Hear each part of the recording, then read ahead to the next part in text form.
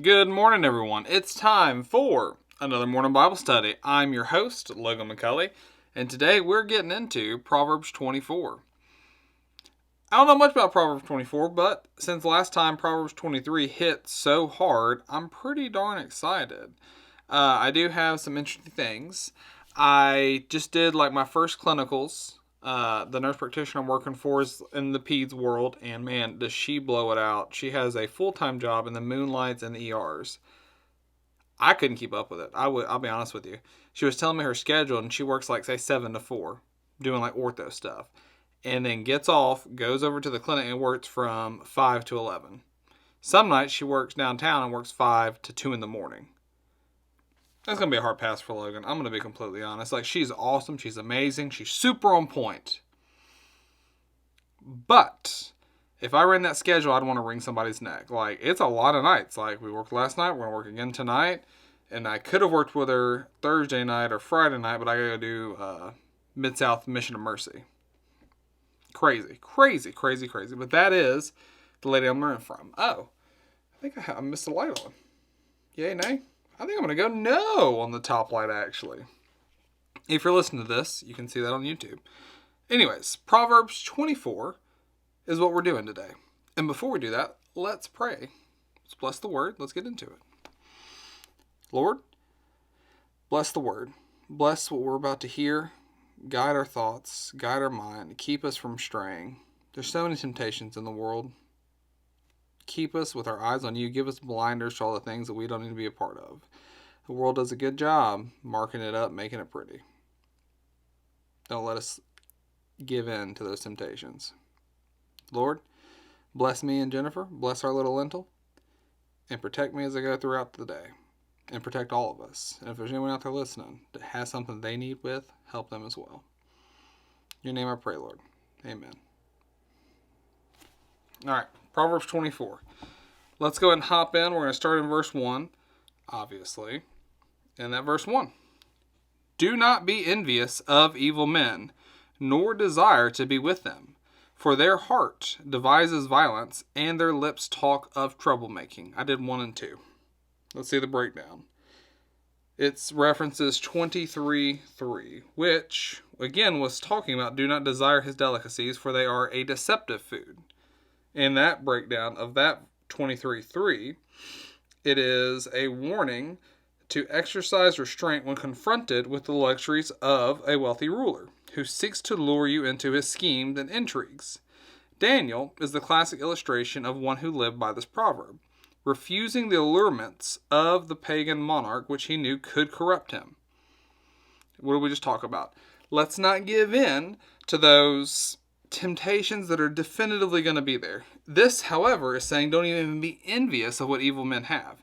Don't look at what they have. Don't look at those ill-gotten gains in any kind of way, because that's going to shape your heart. And what's the real issue? It's heart problems. It's not what you take in, it's what you put out, because that reveals your heart. Do not be envious of evil men, nor desire to be with them. Verse 2, for their heart devises violence, and their lips talk of troublemaking. The heart problems. Verse 3, we're going to go and move into verse 3, and I'm going to give you 4 as well. Though wisdom, try that again. Through wisdom is a house, man, I'm messing this verse up. Through wisdom, a house is built, and by understanding, it is established. By knowledge, the rooms are filled with all precious and pleasant riches. The breakdown. House is built is what we're breaking down. House can refer to a physical structure, a family, or even a dynasty. So we're talking about what is being built. Can be a house, can be a family, can be a dynasty. By understanding, that is established. Your family, your dynasty is established. By knowledge, the rooms are filled with all precious and pleasant riches. So what would those rooms be filled? The family members be filled, your dynasty be filled with people filled with precious and pleasant riches. Those who bring that enjoyment to you. Those that do right in the sight of the Lord. Upright kids, grandkids, great-grandkids. How crazy is that thought? The fact that we could have great-grandkids one day. And some of you listening might have great-grandkids. I doubt there's any old guy out there going, man, this young whippersnapper's got it. But you might be, and you might have great-grandkids. That's wild to me that you could have that many layers of influence down the way. Wild. Verse 5 and 6. A wise man is strong. Yes, a man of knowledge increases strength, for by wise counsel you will wage your own war, and in the multitude of counselors there is safety. All right, the breakdown. Wisdom and wise counsel are associated with strength. Let's break that down again. A wise man is strong. Okay, we got that. A wise man is strong. Yes, a man of knowledge increases strength. And we've talked about how having knowledge can be more valuable than an army. Being able to change things with knowledge can be more effective, or even the only way to do something without having an army. Or even having an army, you still need the knowledge to be able to use it. That's how important the knowledge is. Then it goes on and says, for by wise counsel you will wage your own war. Okay, so what are we saying? You must have wise counsel. How important wise counsel is. The ending of that, and in the multitude of counselors, there is safety. The more, opinions, knowledgeable, wise counselors you have, the safer you are. And it's even saying there is safety in that. If you have enough, I think about it, and I think about good Bible knowledgeable, Bible believing, they know the Bible with their heart and their mind, Christians to help guide you. That's what I think of when I think of that, especially in these situations where I'm like, what should I do? How should I handle this? If I've put together a large council of those Bible believing, heart and mind believing Christians, they will steer me in the right direction. I know which direction I may want to go or I feel led to go, but how to get there is, I believe, how you muddle it up. You can hedge your bets. I don't know the right way to put that. Set yourself up for success by having that large counsel. Verse 7. Wisdom is too lofty for a fool. Amen. He does not open his mouth in the gate. That's verse 7. The gate is the breakdown. Since the leading minds were there debating the issues of life, it was no place for fools. So it's literally physically talking about the gate. The gate where people stood, and I guess, what was it? They welcomed people into the city, or they addressed people in the city, or kept the beggars out. Wisdom is too lofty for a fool, and he doesn't open his mouth at the gate, in the gate, at the place where all the wise people were discussing problems. I mean, I've been in that position where I feel like the fool in a room. Like, my first 5 years at Le Bonheur Children's Hospital, I was literally the dumbest person in the room. Just about the dumbest person, or in the phrase that I wasn't the smartest person in the room at any point there. Like, there was always someone that knew more about pediatric emergency care. And I learned so much, and I still learn so much. There's just so much to know. Sometimes I feel like that fool, and I don't open my mouth because I can't remember how the Bible put it. My dad said it's better for someone to think you a fool than to know you a fool. So, there you go. Verse 8 and 9. He who plots to do evil will be called a schemer. The devising of foolishness is sin, and the scoffer is an abomination to men. That's 8 and 10. The breakdown. There is no breakdown, actually. So what are we saying? Let me break it down. He who plots to do evil. The person that's devising to do evil will be called a schemer. And being called a schemer or having a scheme is not a good idea. Or is not a good connotation. The devising of foolishness is sin. So if you're plotting, scheming foolishness, if you're devising foolishness, that's a sin. And the scoffer is an abomination to men. All right, those are things to not be and to not do and to not be a part of. Plotting evil, which is called a schemer, devising foolishness, or a scoffer. Verse 10. If you faint in the day of adversity, your strength is small. That's a good one. That's a great way to put that. If you faint in the day of adversity, if there are people that are calling you out on your faith and in your values, and you faint, you back down, you don't toe the line, hold the line, your strength is small. You didn't have it to begin with. It's not saying that, hey, you suck now. It's saying you always had no strength. Your strength is small. Don't have small strength. Don't faint in the day of adversity. Speak out when you hear your values being crushed. People talk poorly about the Bible or use the Lord's name in vain, man. Speak out and speak out quickly. Speak out loudly. I kind of look at it like I look at discipline. Do it quick, do it loud, do it harsh. It's way more effective that way. I mean, not necessarily harsh in how you speak out, but like the level of intensity is high, is what I really want there. Verse 11 and verse 12. No, we'll just do verse 11 first. Deliver those who are drawn toward death, and hold back those stumbling to the slaughter. Okay. Breakdown. The danger here may be from an unjust treatment or violence. Deliverance can either be by giving a true testimony on their behalf, by providing what they needed to survive, or by rescuing them from a fatal course.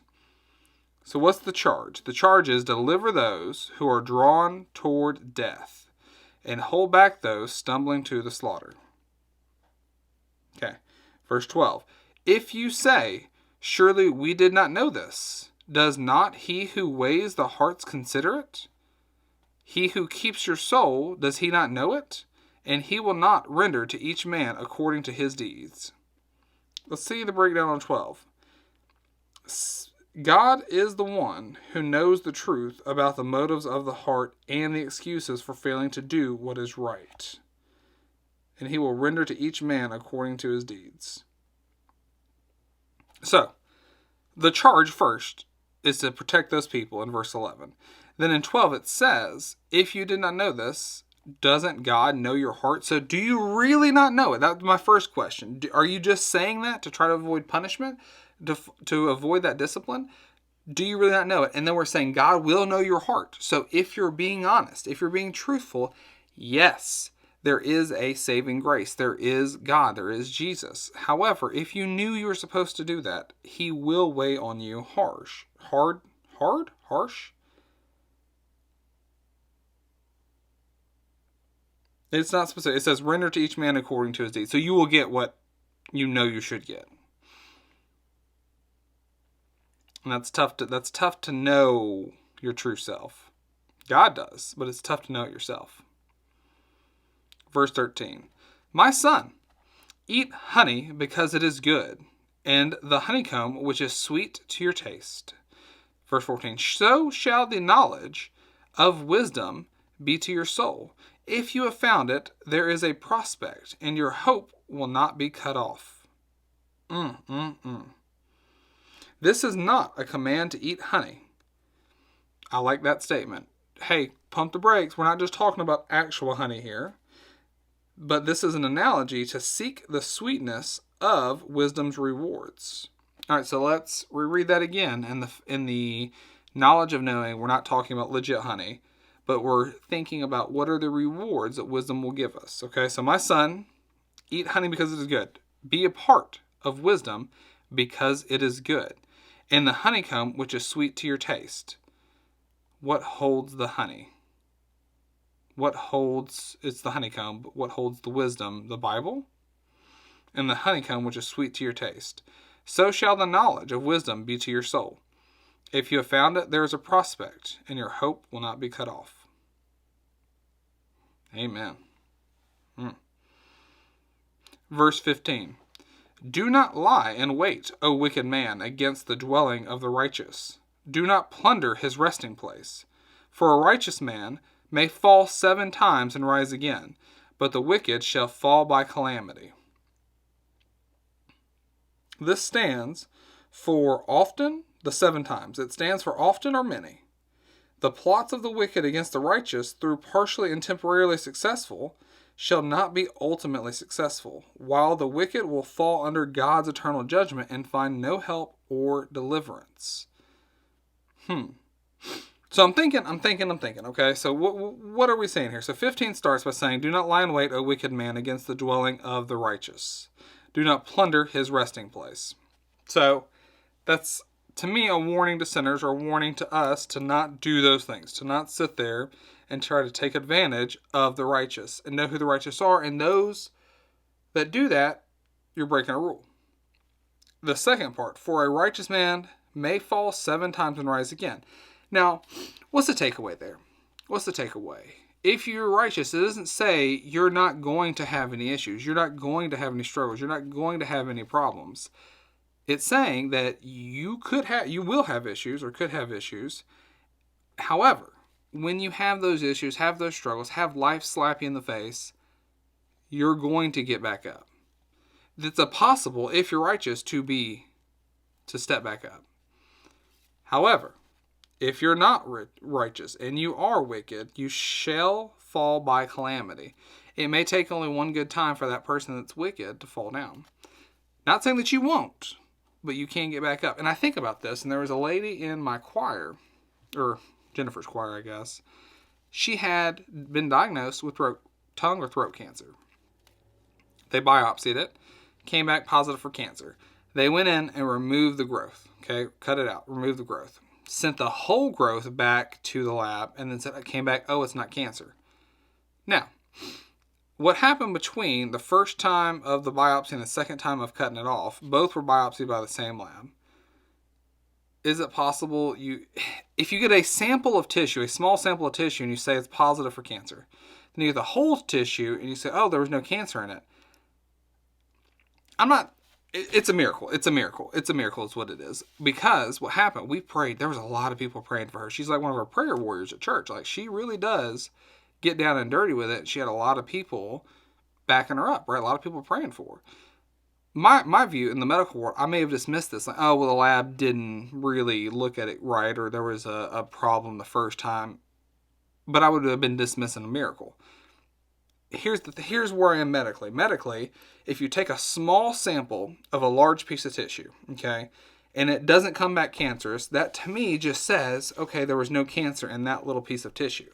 If you take a small sample and there's cancer in that small sample, well, then there's cancer in the big as well. If it's a growth and there's cancer in the small sample, it's cancerous. It's an overgrowth of cancer. That's what it is. How in the world can you have a little bit of cancer, that cancer proliferates so quickly, take the large sample, biopsy it, which you shave it, you put it on slides, you stain it different ways, and you look at it. How can you take a bunch more sample and find no cancer? Because I'm sure they're like, well, wait. Like, I checked this one, I checked that one, I checked the next one. Let me take another sample. We saw cancer the first time. We got to see cancer the second time. God works in awesome ways. That's all I can say.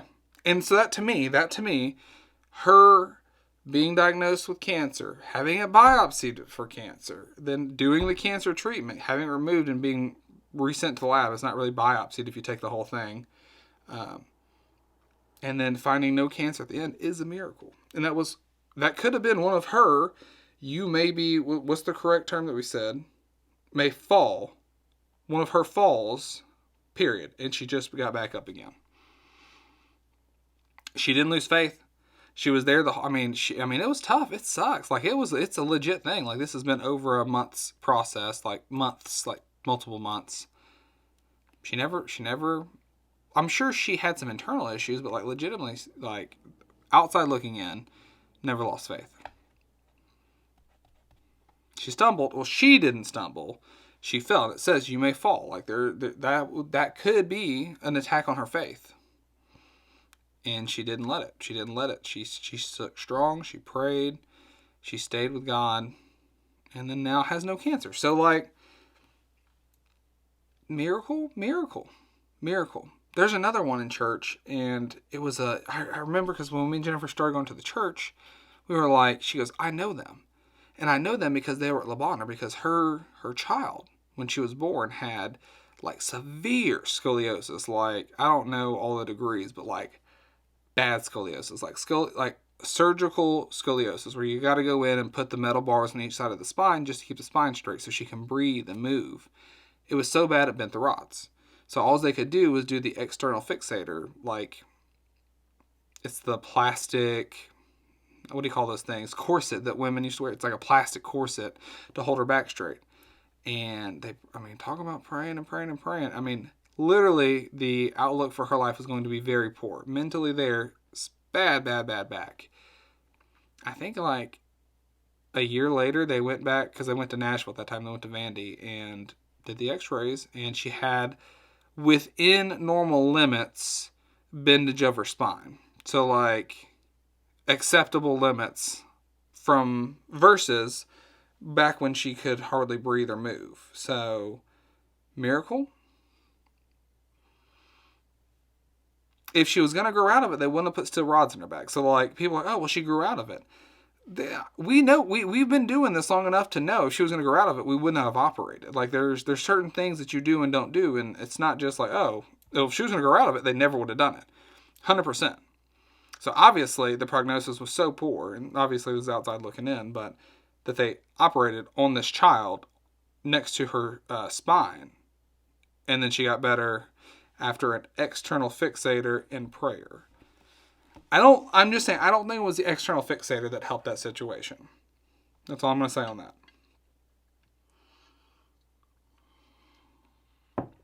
But miracles. That was one of those falls, and she came right back up. Verse, we're going to do, well, how far are we going to go? Let's do 17 and 18. Do not rejoice when your enemy falls, and do not let your heart be glad when he stumbles. Okay, lest the Lord see it, and it displeases him, and he turn away his wrath from him. So, don't rejoice when your enemy falls, and do not let your heart be glad when he stumbles. Gloating over a fallen enemy, this is the breakdown. Gloating over a fallen enemy can be more serious than the sin the enemy committed. If that doesn't call somebody out, I don't know what does, because that definitely calls me out. I've talked about this before. There's supervisors that I've dealt with before in the past, and they made my life so difficult. If they were to fall, it would be hard not to gloat a little bit. Or rejoice, I guess. And that's something that I need to work on. Like, literally just the other day, I was telling someone about an old supervisor that sucked so poorly. I actually used the term. I was like, there was a time when if she was on fire, I wouldn't spit on her. I didn't say there was a time. If she was on fire, I wouldn't spit on her. That's how much I dislike this woman. That's something I need to work on. That is. That might be my Bible verse for the day, honestly. Do not rejoice when your enemy falls, and do not let your heart be glad when he stumbles. Proverbs 24:17. I tell you, you read the Bible enough, it's going to get you somewhere. That's me right there. Or it's getting at me right there. Verse 19.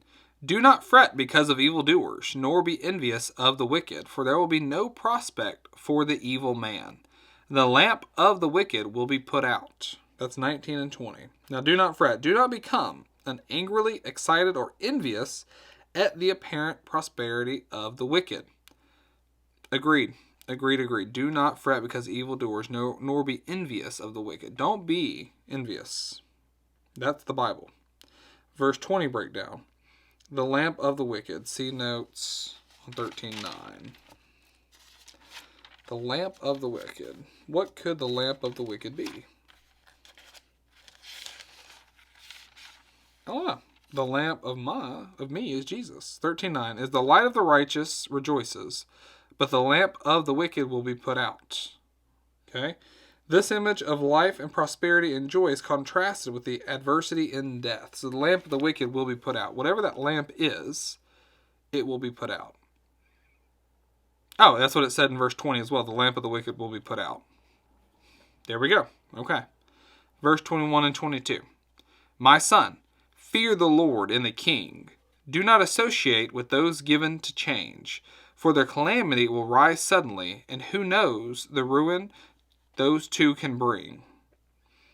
All right, for verse 21 breakdown, we're talking about fear of the Lord. Fear the Lord. The fear of the Lord is the beginning of wisdom. So fear the Lord. Where are we at? The loyalty to the king is proper because he is the agent of the Lord's wisdom.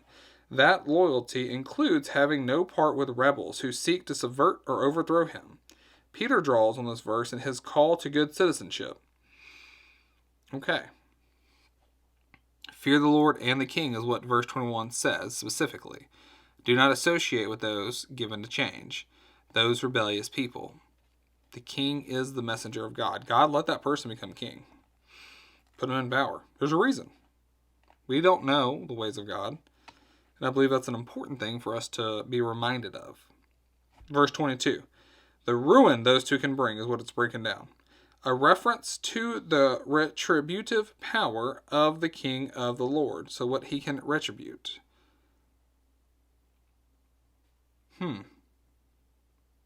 Interesting. Let's move in. So now we're moving into verse 23. Now, in my Bible, it's kind of breaks 21, 22, and then 23 separate. It says, further sayings of the wise. It's kind of like the heading.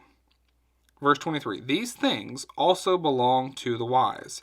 It is not good to show partiality in judgment. Let's break that down. These words introduce a brief section forming an appendix of further wise sayings that finish the first group of Proverbs compiled by Solomon to add to his own. So this is Solomon's addition to the Proverbs. Oh, okay. So the first part of 23, he said, these things also belong to the wise. That being what Solomon added to it. Right? Yes, that's what this is what Solomon added to this second section of Proverbs. Remember, you had like Proverbs, and we had a little different heading, and it was other wise sayings, and then this is further wise sayings of Solomon. Okay. And that what Solomon starts off with his, second set of wise sayings, it is not good to show partiality in judgment. I had heard something outside there for a second. The partiality in judgment. Injustice is evil and destabilizes society. Whew. Isn't that the truth? Injustice is like the worst thing. Sin is the worst thing. Verse 24, 25. He who says to the wicked, you are righteous. Him the people will curse. Nations will abhor him. But those who rebuke the wicked will have delight, and a good blessing will come upon them. All right, so what did we just say in 24? He who says to those wicked people, you are righteous. So let's look at an example. Like a murderer, you are righteous. Extramarital affairs, you are righteous. That is what you should not be doing. That is awful, awful things. And the people will curse the person who says that to the murderer, to the adulterer. Don't be that person. Don't be that person. Like, I was literally just talking about this in class the other day, or not in class, to someone I used to work with about what happened in class one time. And I've talked about it on here, I believe. Basically, long story short, they were talking about us how to have open conversations and like how do you get a good sexual history on a patient. And it was like, it's not your job to care if they're having extramarital affairs. And I go, I care. I care a lot. I don't think that's something that I can be a part of or support. I can't do it. Can't be a part of it. Can't do it. No. Can't do it. There's rules, and I can't be a part of it. So, I'm not that guy. That's all I can say. I don't know how that's going to go into practice, but I'm just not that guy. How that's going to flesh out, I don't know. I got a little off that. But those who rebuke the wicked, is verse 25, will have delight, and a good blessing will come upon them. I did rebuke the person that told that to me. I was like, hey guys, like, flag on the play. This ain't cool. I'm not doing that. And they're like, well, we'll just move on. They didn't ever really address it or confront me about it. But I did say that.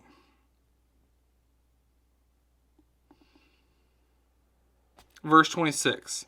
He who gives a right answer kisses the lips. All right, kisses the lips is the breakdown. A just and righteous response is as desirable as this most intimate expression of friendship. So it's precious, or it's as desirable as what you would do for this most intimate thing of a friendship. It's got to be a cultural thing, man, because I'm not kissing anyone but my wife on the lips. But that's how desirable.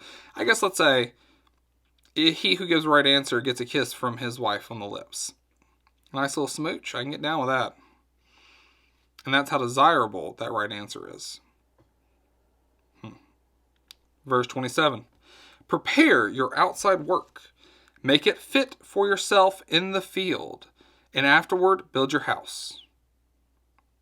The breakdown. First, secure by diligent work and planning a good living in your fields. Then build. In other words, provide a financial base so that all the necessities and contingencies are secured. Then move from the tents, which were acceptable, to a house which is desirable. That's kind of... So the breakdown is not the Bible, right? But let's go back to what the Bible said. Prepare your outside work. Make it fit for yourselves in the field, and afterward build your house. That is the Bible. And the Bible does say right there, go out and plan. Go out and prepare. Go out and work. And then secure yourself a house. Plan for that kind of stuff. Put it together and make it happen. We don't work for food and water.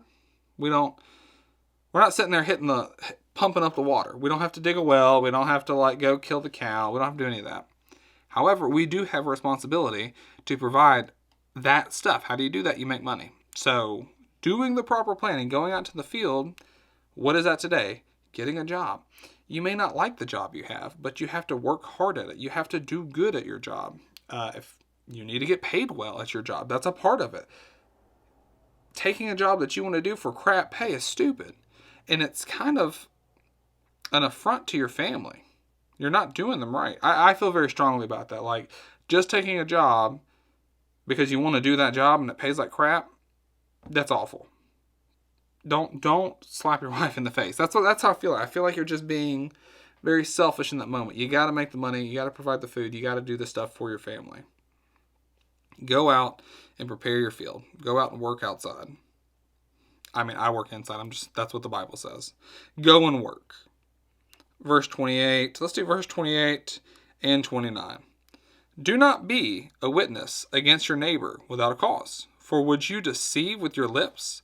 Do not say, I will do to him just as he has done to me. I will render to the man according to his work. The breakdown.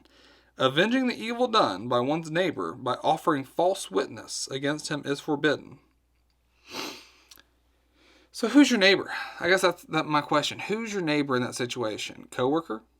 I guess literally it could be anybody. Like, who is the person that you're not supposed to offer false witness against to get a revenge or avenge on them? Seeming like everybody, honestly.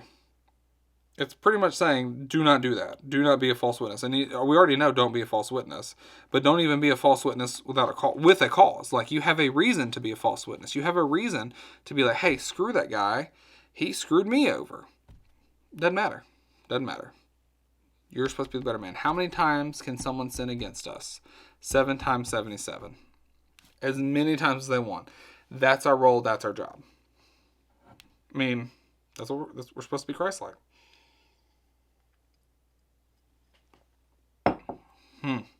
That's tough. All right. Let's read. We're going to finish this last little section up together. 30 through 34. I went by the field of the lazy man, and by the vineyard of the man devoid of understanding. And there it was, all overgrown with thorns.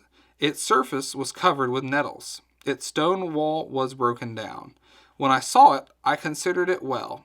I looked on it and received instruction. In a little sleep, a little slumber, a little folding of the hands to rest, so shall your poverty come like a prowler, and your need like an armed man. Have we not talked about that exact same thing before? It says the breakdowns from 6:6 all the way in the beginning of Proverbs. I feel like that exact thing is something that we've broken down before. And Proverbs 6:6 is, again, going back to going to the ant, you sluggard, consider her ways and be wise. Which having no captain, overseer, or ruler, provides her supplies in the summer and gathers her food in the harvest. How long will you slumber, O sluggard? Will you rise from your sleep? A little sleep, this is it. A little sleep, a little slumber, a little folding of the hands to sleep. So shall your poverty come on you like a prowler, and your need like an armed man. Verbatim there at the end. The breakdown. A warning against laziness is appropriate after the discussion of the folly of guaranteeing someone else's debt, since it's often lazy people who want sureties. The ant is an example of industry, diligence, and planning, and serves as a rebuke to the sluggard, the lazy one who lacks self-control. Wisdom sends a lazy man to learn from an ant. The prowler and the armed man. The lazy man, with his inordinate devotion to sleep rather than work, learns too late, thus coming to inescapable poverty, just as a victim is overpowered by a robber. While laziness leads to poverty, laziness is not always the cause of poverty. Laziness can and does lead to poverty. However, it's not always the cause. I like that phrase. A little sleep, a little slumber, a little folding of the hands to rest. So shall your poverty come like a prowler, and your need like an armed man. Poetic, man. Poetic. That is the end of Proverbs 24. I think there's two things I want to try to take away. Okay? Laziness. Get rid of that laziness in your life. Everyone, I believe, have some. It's kind of like you regress. Without Jesus and without God, we would just regress to these awful things that we just are a part of us. We're fallen. Laziness, I believe, is one of them. So to find where you are lazy in your life and attack it hard. The other thing is going to be our Bible verse for the day. The verse 17. Do not rejoice when your enemy falls, and do not let your heart be glad when he stumbles. Two things. One, the second one, I can really work on, to be quite honest. And the second one about looking for the laziness is, I think, something we can all work toward. I get lazy sometimes. Like, oh, I couldn't get the clinical that I needed. Ugh, what am I going to do today? I couldn't pick up today at work. I couldn't get the clinical I needed. Ugh. Like, sometimes there's days where everything just goes wrong. And then it's just like, what do you do now? And I can sit. I'm not even going to lie about it. Like, just like kick back, relax. I definitely got that in me, man. I know it. I know it's true. So it's something that I could work on in that time. I don't have time to be lazy right now, but when I do have time, that's something I do need to attack. Full frontal assault. That's it, guys. That is Proverbs 24. We're going to continue this next time. Guess what? In Proverbs 25. Hope everyone has a good day and took something away from this. That's it for me, y'all. This has been the Morning Bible Study Time with your host, Logan McCulley. And I'll see you next time. I'm out.